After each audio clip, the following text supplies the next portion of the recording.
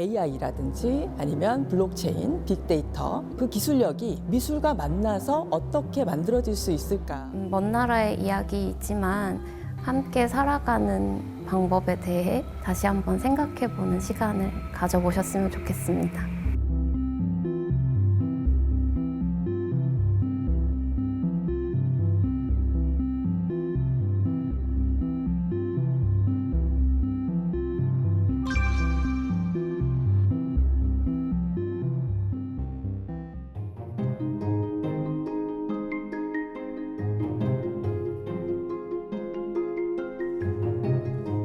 이곳 대구예술발전소는 신진 작가를 중심으로 독창적이고 실험적인 전시를 선보이고 있습니다. 첫 번째로 만나볼 전시는 인공지능, 증강현실, 가상현실 등 신기술을 이용한 예술 장르를 경험할 수 있는데요. 디지털 기술과 만난 특별한 전시가 문을 열었습니다. 인공지능의 기술력을 우리가 예술가들이 어떻게 과연 이용할 수 있을까 굉장히 많은 의문점을 가질 수 있는데요. 나의 이상을 내지는 나의 상상력을 가장 극대화해서 보여줄 수 있는 것들, 우리가 생각하지 못했었던 것들을 이제 예술 세계로서 펼칠 수 있도록 또 AI에게 계속 질문을 하죠. 그러면 그 AI가 어느 정도까지 답을 줄 수 있는가 반복적으로 연습을 하면서 작품들이 만들어집니다. 그런 작품들이 지금 다수가 소개되어지고 있어요. 회화, 소리, 무용, 미디어 아트 등 예술가들은 다양한 분야에서 활동하고 있는데요. 이번 사업을 통해 AI 기술이라는 새로운 장르에 도전하며 창의적인 예술 세계를 펼칠 수 있는 기회를 마련했습니다.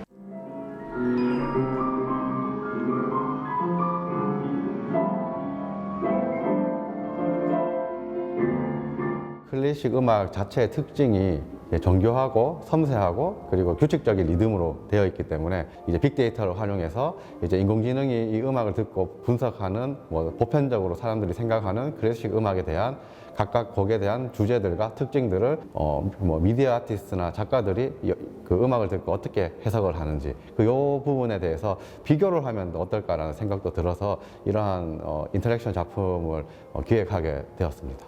우리가 앞으로 이 인공지능에 대한 예술 자체를 두고서 어떤 입장에서 어떻게 사용돼야 되고 또 어떤 미적 기준을 만들어야 되는지 이러한 물음이 또 주된 작품을 제작하게 된 주된 요인이었습니다.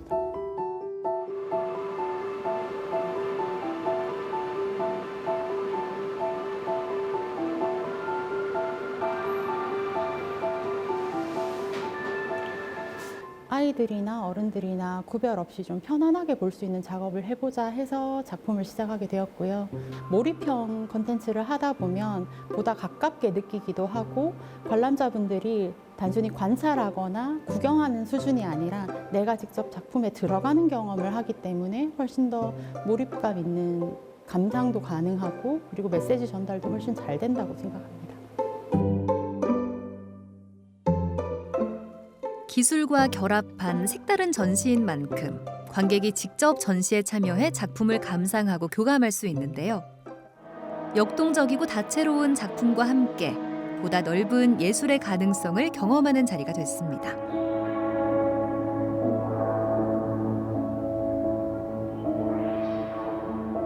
이 흰 바람벽에 희미한 15촉 전등이 지치운 불빛을 내어던지고 나는 내 슬픔이며 어리석음이며를 소처럼 연하여 새김질하는 것이었다. AI 기반으로 한 것도 많고 자연에서의 전해주고 싶은 메시지들도 있어가지고 되게 신기했던 것 같아요. 아이들과 함께 전시를 와서 보니까 이렇게 기술이라는 것들이 또 아이들에게는 또 유쾌한 또 신기한 경험이 될 수 있는 전시가 된 것 같아서 너무 좋았습니다.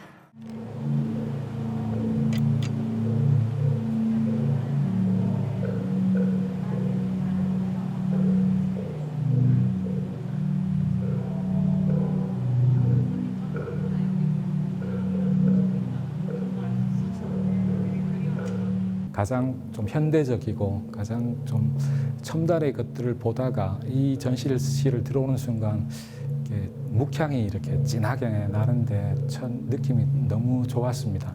일상적으로 이렇게 생활의 편리 이런 의미로만 현대의 AI라든지 그런 기술들을 이해하고 있다가 예술과 어떤 이렇게 융합하는 장면들을 실제로 젊은 작가들을 통해서 볼 수 있어서 굉장히 의미 있는 전시인 것 같습니다. 두 번째로 소개할 전시는 국내 작가뿐 아니라 해외에서 활동하는 여러 작가들이 참여했는데요. 이들은 물을 주제로 삶과 기억, 존재를 탐구하며 자신만의 이야기를 담아냈습니다. 다양한 시공간에서의 연결과 연대에 대한 이야기를 하고 싶었습니다.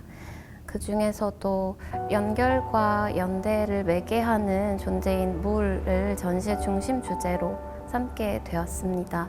전시는 이렇게 순환하는 물의 존재 방식을 통해서 모든 것이 고립된 객체처럼 보이지만 사실은 시공간을 넘어서 서로 연결되어 있다는 것을 이야기하고 싶었습니다.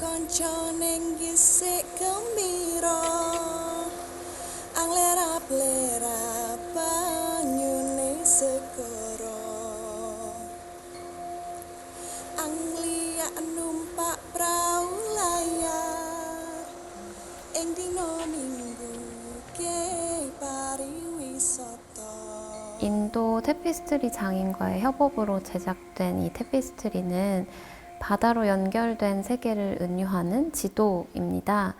인도네시아가 네덜란드로부터 식민 지배를 받던 시절에 무역물품을 조사하기 시작했습니다. 작가는 바다를 문화와 신화뿐만 아니라 권력 구조가 만나는 장소이자 또 식민주의와 착취주의의 역사가 남아있는 공간으로 묘사했습니다. 인도네시아의 한 섬이 진주로 굉장히 유명했는데 당시 식민 지배를 받던 시기에 네덜란드 사람들이 진주를 굉장히 많이 착취해 갔다고 해요. 그거에 영감을 받아 제작한 유리공예 작품입니다.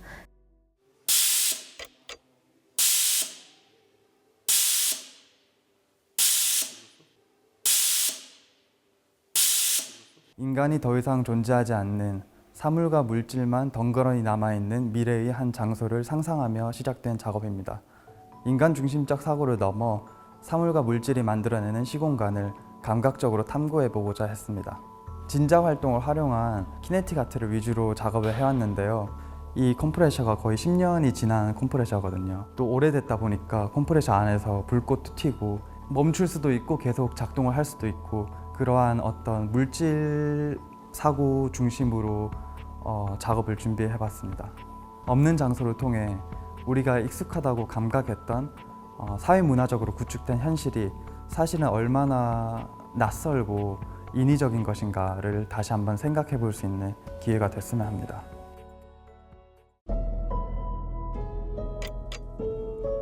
다음으로 김도경 작가의 작품을 소개합니다.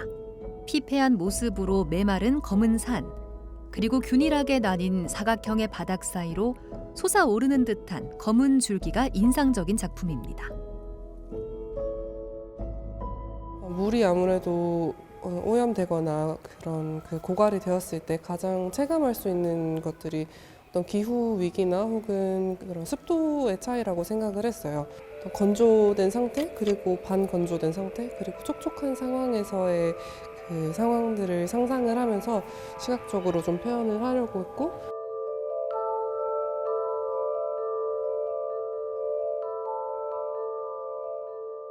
오염이 된 이후의 모습을 되게 디스토피아나 아니면 끔찍한 상황을 그리는 것보다는 대체 인공 자연으로 인해서 그래도 살 수 있는 환경들을 그리면 좀 더 위안이 되지 않을까? 이런 상황에서 사실은 시작을 하게 된 작업인데요.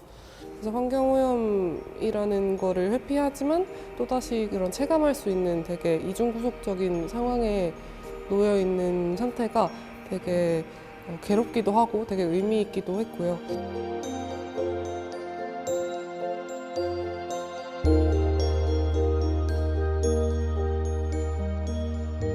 작가님들이 어떻게 물이라는 소재로 다양하게 이야기를 풀어내셨을지 좀 생각하시면서 관람을 하시면 좀 더 유의미한 관람이 되시지 않을까 생각합니다.